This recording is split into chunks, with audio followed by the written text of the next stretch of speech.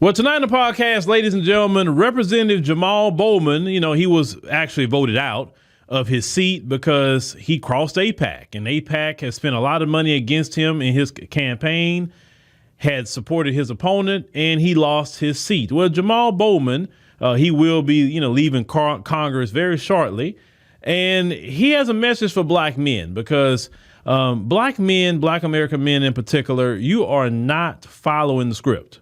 Now, what is the script? You may say, Phillip. Well, the script is black American men, every last one of us must vote for the Democrat Party because that is the default setting for black men politically. You don't supposed to vote for nothing else. You don't supposed to, if you want to choose a couch, that's your business.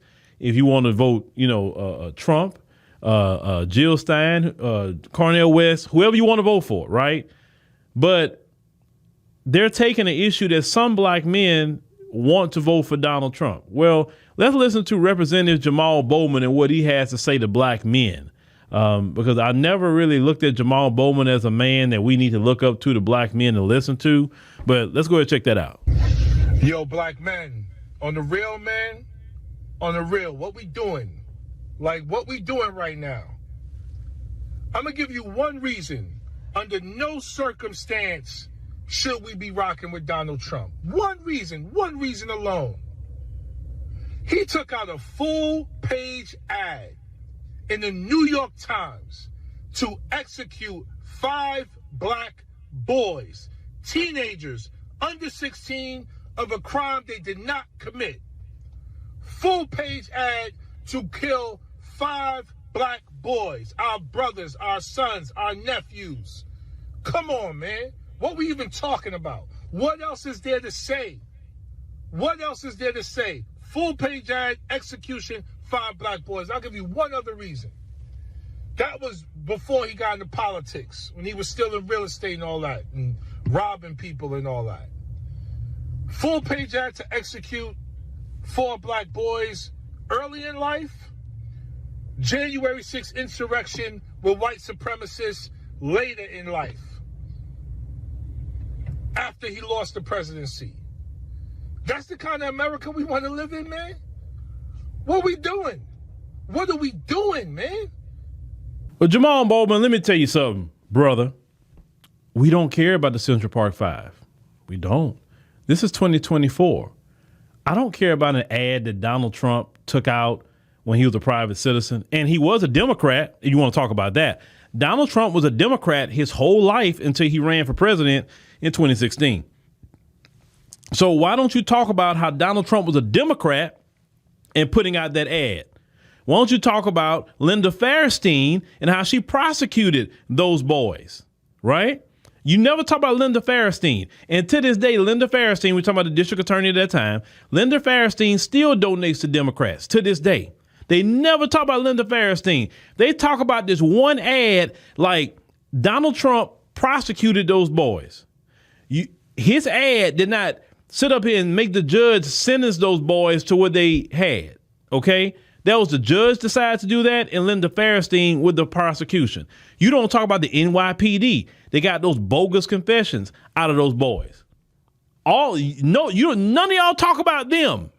But you want to talk about Donald Trump when he was a Democrat putting out an ad in the newspaper, right?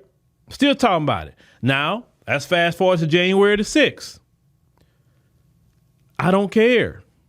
Well, you say, what? I don't care. You know why I don't care? Because it wasn't no black people doing it. It wasn't black Americans doing it.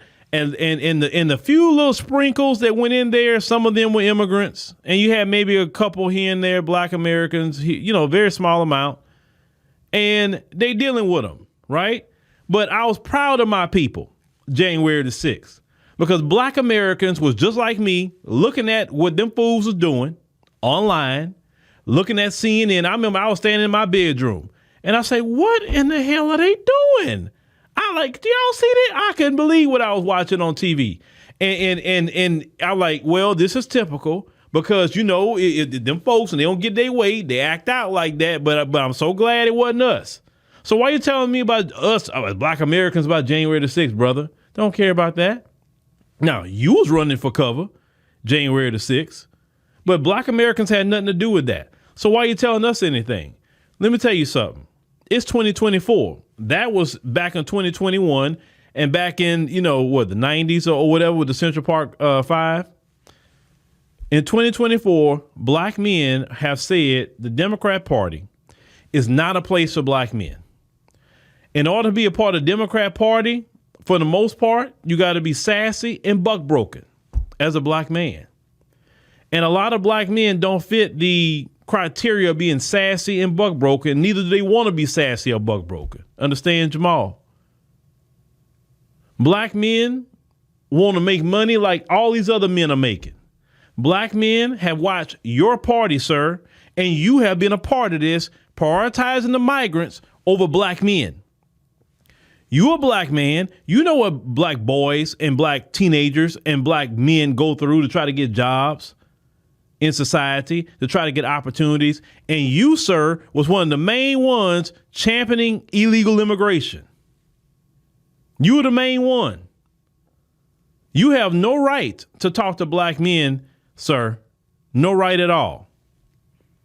When you're championing things that harm black men. And when you harm black men, you harm black women, you harm families, or whoever black men is with. You harm their family, right? So how are we going to listen to you? See, you would have respect among black men if you were fighting for black men as a black man when you was in that position in Congress. Even though the Democrats did not defend you. That's the sad part about this video, brother. The sad part is the Democrats knew AIPAC was after you, and they did nothing to rally around you. They didn't do nothing to try to protect your seat, anything. Your homegirl AOC, she ain't saying nothing about AIPAC, but see, she got her seat. Your girl Ilhan Omar, yeah, she has been talking about AIPAC. She has, but see, Ilhan is okay because she's around a Somali community, and the Somalis are going to come out and vote for her. Look at your girl Cori Bush. AIPAC went after her too. She lost her seat, right? You still talking about Democrat. I wouldn't be mentioning a Democrat if they would have did me like that. All that shilling. Listen, you pulled a fire alarm for the Democrats. A fire alarm to stop a vote in Congress. You did that, sir. And in the end, the Democrats allowed you to be dog-piled on and you got voted out. So, sir, you should feel ashamed of yourself at this point to be advocating for Democrats at this point, because that's what you're advocating for. Do you think black men want to be you? Seriously. Do you think black men want to go pull a fire alarm? Do you think black men want to be championing everything else except black men in the black community? I mean, do you really think that, brother? So this video, you say, come on, man, black men gonna vote for whoever they want to vote for. If they want to vote for the couch, that's their business. If they want to vote for Trump, that's their business. If they want to go vote for Jill Stein, Cornel West, Robert Kennedy, if they want to vote for themselves in this election, that's their business. But I can tell you this, we talking about the real straight-laced alpha black men, they're not for Harris, and you know this. That's why you're making this video, and you're scared. You and many others. So that's why Magic Johnson's coming out. And listen, we're not listening to Magic Johnson either. Great basketball player, great businessman, but we're not listening to him about any politics. We're not listening to you, right? So you should have solidified your legacy as a man who stomped down and defend the black community. Then maybe you wouldn't have lost your seat. You see, Jamaal, you lost your seat because you didn't stand on the business of black America. See, what's going on over there in Israel has nothing to do with black Americans. See, Jamaal, if you'd have said, you know what? I need to focus more on what's happening in my local community. That's what they sent me out here for black Americans. You'd have been focusing more on reparations. You've been focusing and being an advocate of an anti-black hate crime bill.